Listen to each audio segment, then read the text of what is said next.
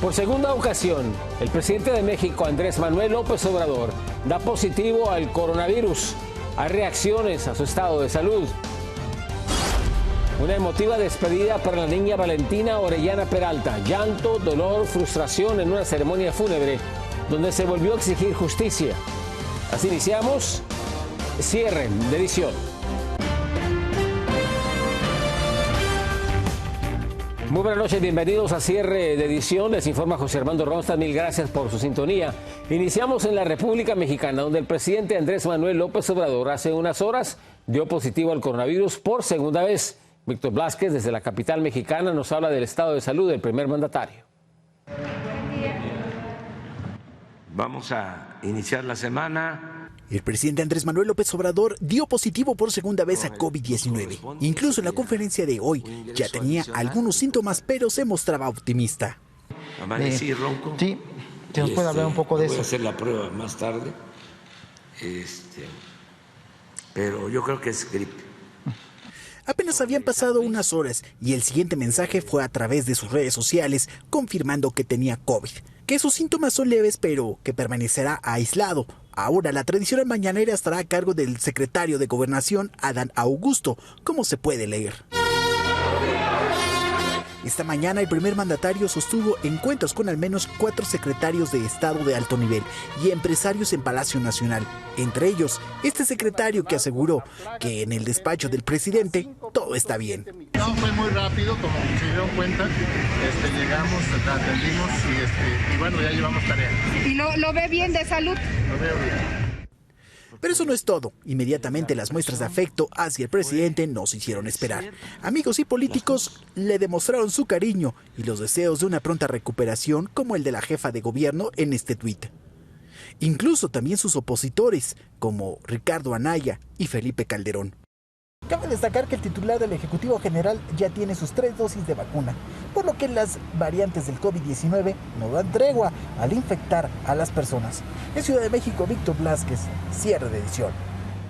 En otras noticias, una bola de estafadores con pruebas falsas de COVID-19 causa alarma entre la población.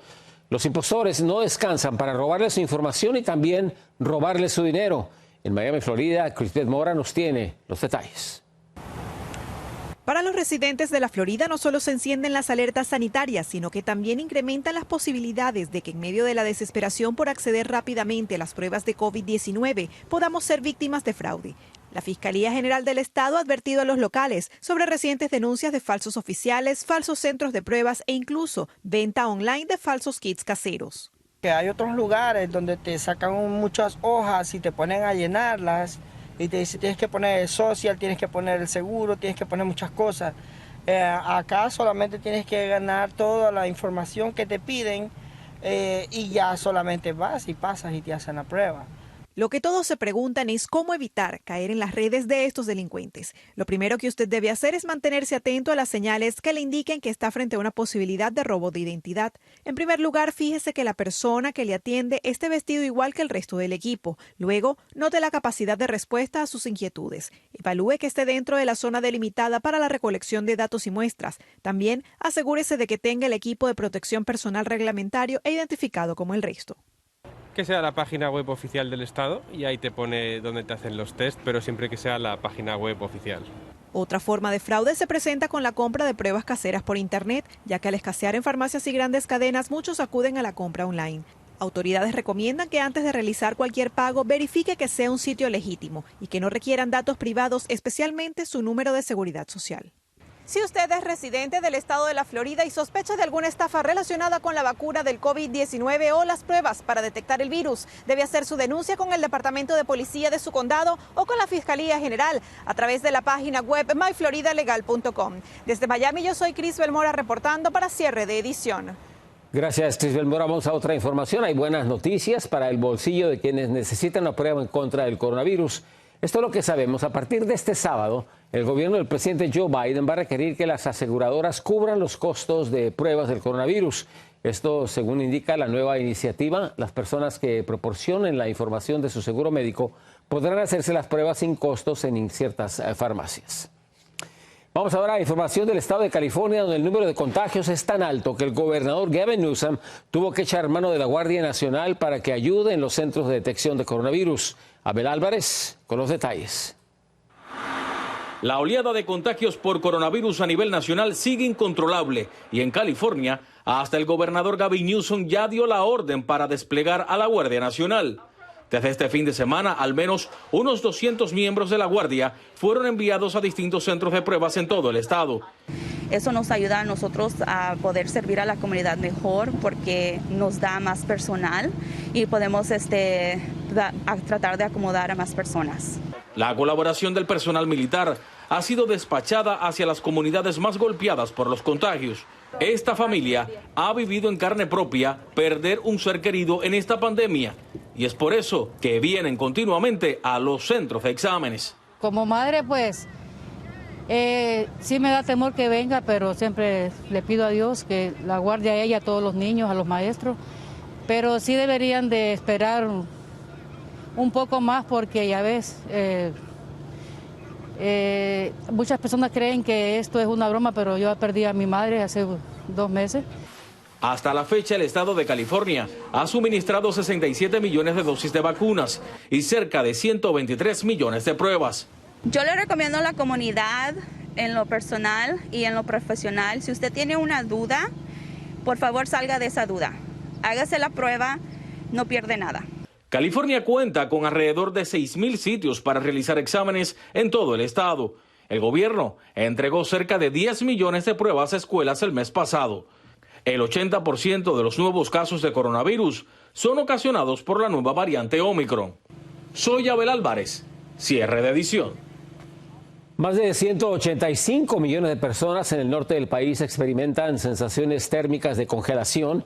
Las advertencias y avisos de peligro en temperaturas bajo cero se extendieron a 12 estados desde Vermont a New Hampshire, de Boston a Nueva York y desde Montana hasta Maine. Las autoridades piden extreme las precauciones porque podrían sufrir efectos de congelación y tan solo en cuestión de minutos. Y Nueva York lamenta el incendio más trágico de su historia moderna. Los sobrevivientes narran su pesadilla en el edificio del terror. Vamos a la Gran Manzana. Ángela González nos cuenta lo más reciente de este trágico incidente. Fallas en el cierre automático de las puertas están en la mira de los investigadores que intentan explicar por qué un denso humo se expandió a gran velocidad en los 19 pisos de este edificio en el Bronx, matando a 17 personas en casi cada piso, entre estos 8 niños, e hiriendo a 63, 32 de gravedad, en un incendio que se generó por un calentador portátil en el segundo piso, el más devastador en 30 años en Nueva York. Que tiene escape de agua en la escalera para que la gente pueda sobrevivir. No hay más de escapatoria, nada más la escalera. Pero tiene que cambiar todo eso porque eso está mal. Eso tiene que tener escapatoria para todo el mundo. En historias de horror, los que salieron con vida de este complejo de vivienda tropezaban en las escaleras oscuras, tratando de escapar del humo. Y aunque el edificio suma múltiples quejas de mantenimiento desde el 2014, hasta el momento ninguna tenía que ver con la seguridad contra incendios.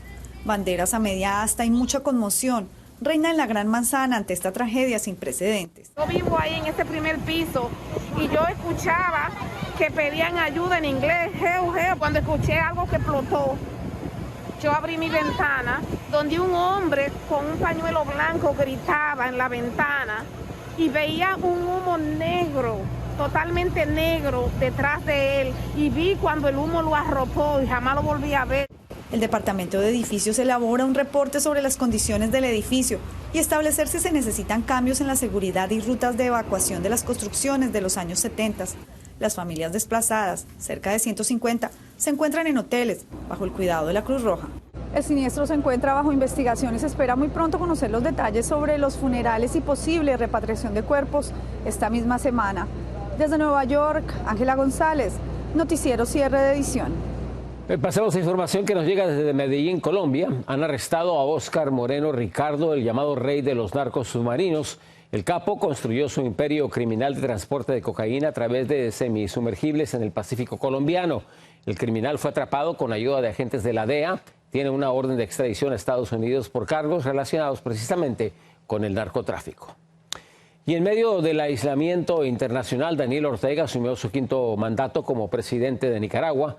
El exguerrillero sandinista de 76 años se encuentra en el poder desde el año 2007. Tiene solamente como aliados a China, Rusia, Venezuela y Cuba.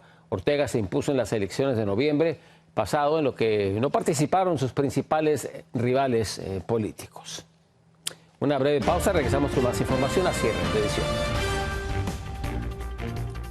En medio del dolor y del llanto despiden a la niña Valentina Orellana Peralta. Su familia clama justicia. Insólito e histórico, un hombre recibe el primer trasplante exitoso de un corazón de cerdo. Tenemos los detalles al regresar.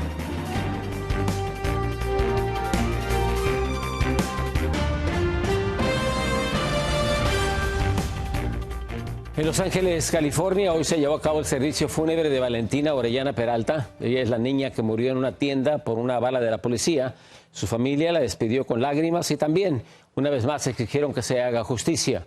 María Teresa Saravia con toda la información. Eran los momentos más tristes que se vivían esta mañana antes de que el cuerpo de la niña Valentina Orellana Peralta fuera sepultada. Activistas, amigos y familiares se reunieron para llorar la despedida de una pequeña inocente que fue víctima de una bala perdida que salió del arma del policía William James del LAPD. En medio de un dolor indescriptible y liderados por el reverendo Al Sharpton, llegaron hoy a la iglesia del refugio en Gardena para darle el último adiós a la niña chilena. Lo más fuerte para Soledad, madre de Valentina, sin duda fue llegar y ver el cuerpo de su hija dentro del féretro. Mi hija era, de verdad, me ha costado entender, pero mi hija sí era un ángel. No quiero más decir por qué, quiero decir para qué vino, cuál es su misión. Y creo que trae un mensaje de paz y trae un mensaje de amor. Juan Pablo Peralta, padre de Valentina, lleno de emoción, tampoco pudo contener las lágrimas. Nos han destruido como familia y como padres. They have destroyed us as family, as parents. Deseamos de todo corazón we wish from all of our hearts que ningún padre y madre de este mundo that any parent in this world viva esta tristeza y dolor. No queremos nunca más we will never have again una Valentina Orellana Peralta asesinada. La emotiva despedida de Valentina, quien murió en los brazos de su madre, no solamente reflejó tristeza, llanto y dolor, sino también frustración. Y es que familiares y activistas aseguran que la muerte de la jovencita se pudo haber evitado si los miembros del LAPD hubieran utilizado las prácticas apropiadas. María Teresa Saravia, cierre de edición. La autopsia realizada al comediante y actor Bob Saget, de 65 años, no reveló ninguna evidencia de uso de drogas, tampoco de señales de crimen. El afamado actor de la comedia Full House fue encontrado muerto boca arriba en su cama en una habitación de un hotel de lujo. Un informe de la oficina del alguacil en Orange, en el estado de la Florida, indica hoy que el cuerpo del comediante no presentaba signos de traumatismo tampoco. Y por primera vez en la historia, médicos de Cleveland lograron trasplantar a un hombre el corazón de un cerdo modificado genéticamente. David Bennett, de 57 años, quien sufre de una enfermedad cardíaca potencialmente mortal, aceptó ser el primero en arriesgarse a someterse a una cirugía experimental y gracias al trasplante exitoso ahora tiene esperanzas de regresar a su casa. Una breve pausa. Al regresar tenemos, como siempre, más información. Reprochables y desgarradoras imágenes que captan a una madre deshaciéndose de su bebita. Y hay cambios en las audiencias de migración por la pandemia. Le diremos cómo afecta a quienes esperan que escuchen sus casos. Regresamos.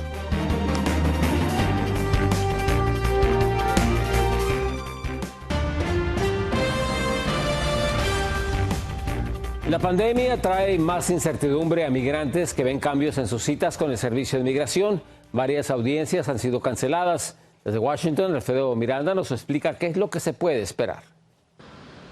Debido al incremento de casos de COVID-19 en todo el país, las Cortes de Inmigración han determinado suspender ciertas audiencias a partir de este lunes.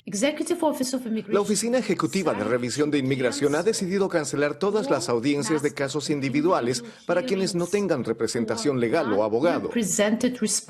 Eso significa que extranjeros que no tienen abogado o un representante legal y no se encuentran detenidos deben posponer o reprogramar sus audiencias. Los casos de extranjeros detenidos detenidos, incluidos los pedidos de fianza y resolución de custodia en detención, procederán según lo programado. Para aquellos que están detenidos, las audiencias continuarán, ya sea por teléfono o por video. Por supuesto, esta noticia no es mala del todo porque las cortes no cerrarán como lo hicieran previamente. La medida ha sido adoptada para prevenir la propagación del COVID entre los detenidos. Los centros de detención albergan a más de 22,000 inmigrantes. Según ICE, menos de 300 personas en detención están siendo monitoreadas por casos de COVID. Según defensores de los derechos del inmigrante, el número es minimizado por las autoridades y que la situación ha empeorado durante la pandemia. Algunos llegaron a la corte de todas maneras. La abogada me ha dicho si no iban a atenderlo acá, pero obligación mía sí tengo que presentarme, ¿va? Pero si Dios lo permitió estar acá, porque usted sabe, por el problema que tenemos del coronavirus, tenemos un poco de temor, ¿va? Pero gracias a Dios, pues siempre Dios los acompaña a uno. La suspensión tampoco afectará a los extranjeros que llegaron a la frontera en busca de asilo. Fueron detenidos, procesados y devueltos a México bajo el Programa de Protección del Migrante, MPP, a esperar la resolución de sus casos en los tribunales de inmigración. Aquellos individuos que no se encuentran detenidos y que no cuentan con un abogado o un representante legal no deben presentarse a ninguna de las audiencias hasta después del 31 de enero de 2022. Desde Washington, Alfredo Miranda, cierre de edición. Independientemente de su estatus migratorio, el estado de California va a ofrecer cobertura de salud a todos sus inmigrantes. Esa es una de las principales propuestas incluidos en el plan presupuestal 2022 del gobernador Gavin Newsom. La idea se basa en un superávit proyectado de $31,000 millones. El presupuesto total de California, la séptima economía más grande del mundo, es de $286,400 millones. Perturbadoras son las imágenes que captaron a una madre de Nuevo México cuando lanza a su bebita recién nacida a un contenedor de basura. Alexis Ávila, quien ve en pantalla, de 18 años, puso en una bolsa de plástico a su bebita y se deshizo de ella el pasado 7 de enero. Afortunadamente, la niña fue encontrada viva 6 horas después. 3 personas que inspeccionaban el contenedor la encontraron sana y salva. La madre ha sido arrestada y acusada de intento de asesinato y abuso infantil.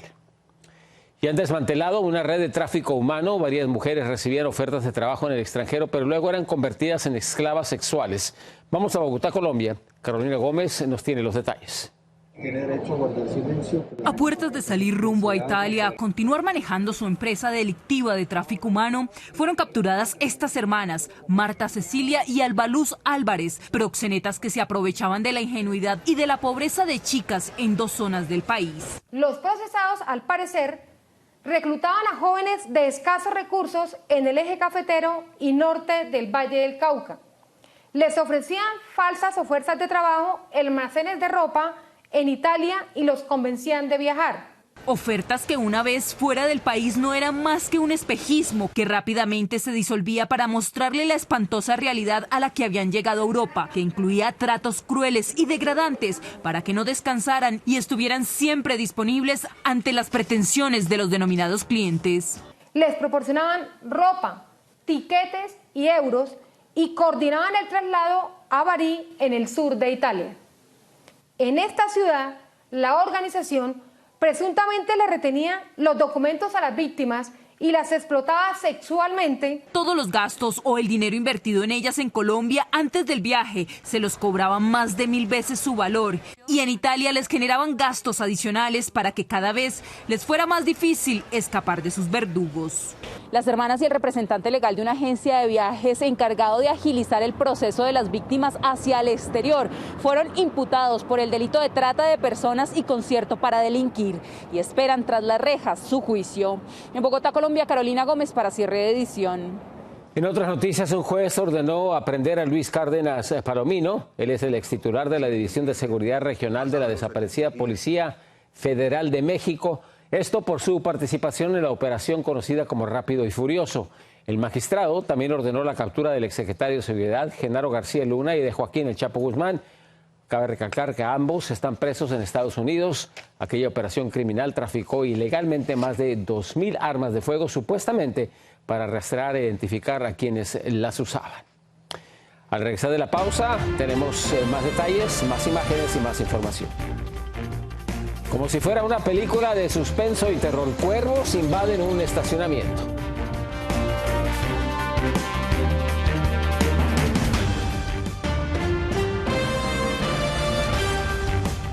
Un juez de la Corte Federal Australiana liberó al tenista serbio Novak Djokovic. Ha dicho que él quiere jugar el Abierto de Australia, donde fue el campeón el año pasado. El tenista se encontraba detenido desde el pasado 6 de enero en un hotel de la ciudad de Melbourne, después de la revocación de su visa por no estar vacunado en contra del coronavirus. Pero hoy, la raqueta número 1 del mundo recibió luz verde para poder permanecer en Australia, aunque el gobierno todavía puede apelar la decisión judicial. Y centenares de cuervos sorprendieron a transeúntes en Frisco, en Texas, como si fuesen extraídos de la película de terror titulada Los pájaros de Alfred Hitchcock. Se posaron sobre numerosos automóviles. Todo ocurrió en un estacionamiento de Frisco, Texas, afuera de un restaurante de Cheesecake Factory. Hasta ahora nadie ha podido explicar qué hacía tanto cuervo en ese lugar, pero la imagen es un tanto sorprendente. ¡Wow! Muchísimas gracias por acompañarnos. Feliz inicio de semana. Los esperamos mañana en cierre de edición. Yo soy José Armando Ronstadt. Muy buenas noches.